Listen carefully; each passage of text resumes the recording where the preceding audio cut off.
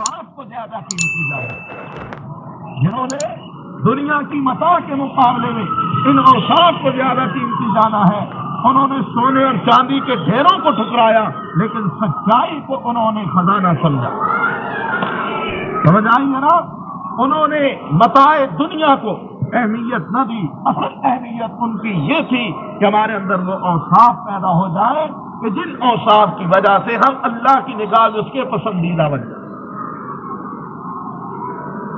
فرمایا شاہد اللہ انہ لا الہ الا ہو، گواہی دیتا ہے اللہ، اللہ گواہ کس بات پر؟ لا الہ الا اللہ، اللہ اس بات پر گواہ ہے کہ اس کا کوئی شریک نہیں، اس کے سوا کوئی معبود، اللہ گواہ۔ ہر کسی کی گواہی میں جھول ہو سکتا ہے، ہر کسی کی گواہی میں کوئی ریب اور شک یا کسی قسم کا مبالغہ یا کسی قسم کی عقیدت کے لحاظ سے افراط و تفرید کا شائبہ ہو سکتا ہے، لیکن اللہ کی گواہی ایسی پکی اور ثقہ گواہی ہے کہ جس گواہی کے ہوتے ہوئے کسی اور گواہی کی ضرورت نہیں۔ فرمایا اس حقیقت پر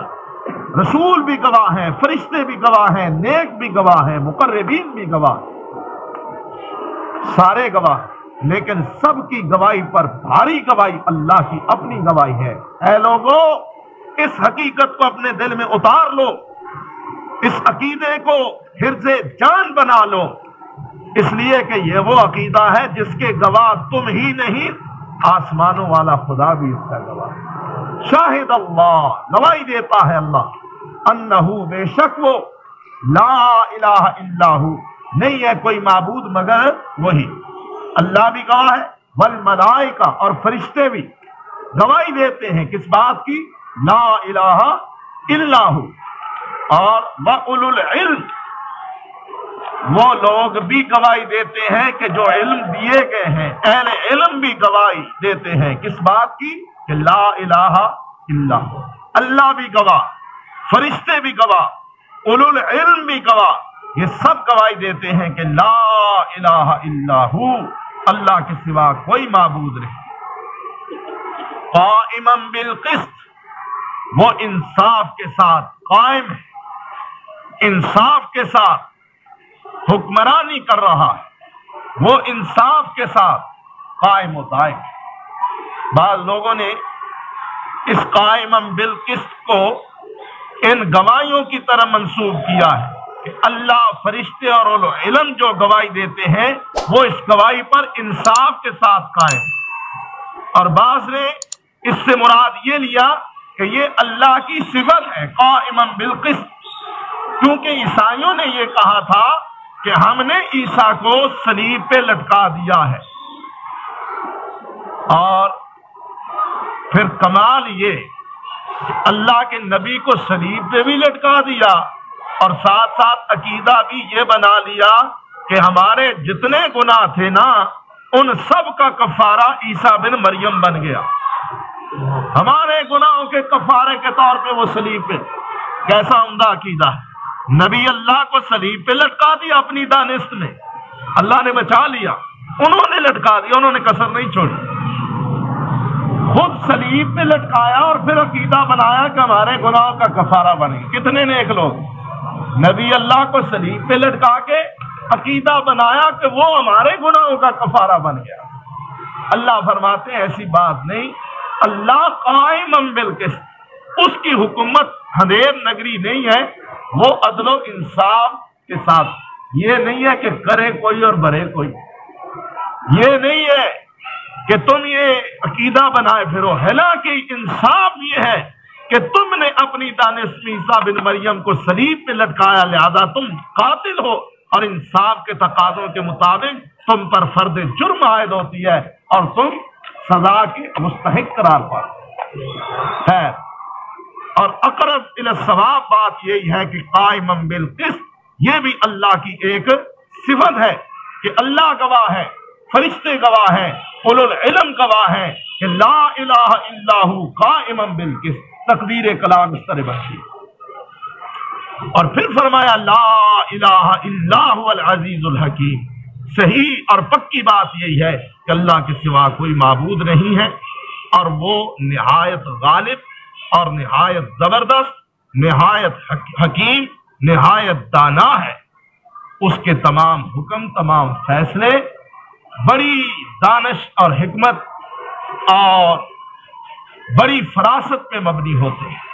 اور وہ انتہائی زبردست، انتہائی غالب، انتہائی زور آور ذات ہے۔ لہذا وہ اس طریق کے ساتھ اپنی حیثیت تمہارے سامنے پیش کرتا ہے، اور پھر بندوں کو منفی اور مثبت دونوں پہلوؤں سے بات کو سمجھاتا ہے کہ یہ چیز تمہارے لیے نقصان والی ہے، یہ فائدے والی ہے۔ اگر اس میں فائدہ ہے تو وقتی ہے، اور اس میں اگر نقصان ہے تو وہ دائمی ہے۔ یہ تمہارے لیے زیادہ مفید اور بہتر چیز ہے، یہ تمہارے لیے زیادہ نقصان والی اور خطرے والی بات ہے۔ گویا کہ ہر طریق سے اللہ اپنے بندوں کو حقیقت سمجھا رہا ہے، اور پھر بندوں کی اس کیفیت کی عکاسی بھی اللہ رب العزت خود ہی فرماتا ہے، اور پھر اسی عکاسی کے نتیجے میں اللہ تعالیٰ ان کے نیک و بد انجام کو بھی ان کے سامنے رکھ رہا ہے، تاکہ ہر آدمی اپنے نیک و بد انجام کو سامنے رکھتے ہوئے اپنی عمل کی زندگی کو اسی نیکی اور بدی کے معیار کو سامنے رکھتے ہوئے بسر کرے۔ زین للناس، مزین کر دی گئی واسطے لوگوں کے حب الشہوات، محبت مرغوب چیزوں کی، من النساء عورتوں سے، والبنین اور بیٹے، والقناطیر المقنطرہ ڈھیروں کے ڈھیر، من الذہب سونے سے، والفضہ اور چاندی سے، والخیل المصومہ اور گھوڑے نشاندار، والانعام اور چوپائے مویشی، والحرث اور کھیت، ذالک متاع الحیات الدنیا، یہ فائدہ ہے، سامان ہے دنیا کی زندگانی کا، واللہ اور اللہ تعالیٰ عندہ پاس اس کے حسن المآب بہترین ٹھکانہ ہے۔ قل کہہ دیجیے اعنبئکم، کیا میں خبر دوں تم کو، بخیر ساتھ بہتر کے، من ذالکم ان چیزوں سے، للذین اتقوا واسطے لوگوں کے کہ جو پرہیزگاری اختیار کرنے والے ہیں، عند ربہم نزدیک ان کے رب کے، جنات باغات ہیں، تجری من تحت الانہار جاری ہوں گی نیچے ان کی نہریں، خالدین فیہا ہمیشہ رہیں گے بیچ اس کے، وازواج مطہرہ اور بیویاں ہوں گی پاکیزہ، ورضوان من اللہ اور رضامندی اللہ کی، واللہ اور اللہ تعالیٰ بصیر دیکھنے والا ہے، بالعباد ساتھ بندوں کے۔ الذین وہ لوگ یقولون جو کہتے ہیں، ربنا رب ہمارے، اننا آمنا بے شک ہم ایمان لائے، فاغفر لنا پس بخش دے واسطے ہمارے، ذنوبنا ہمارے گناہوں کو،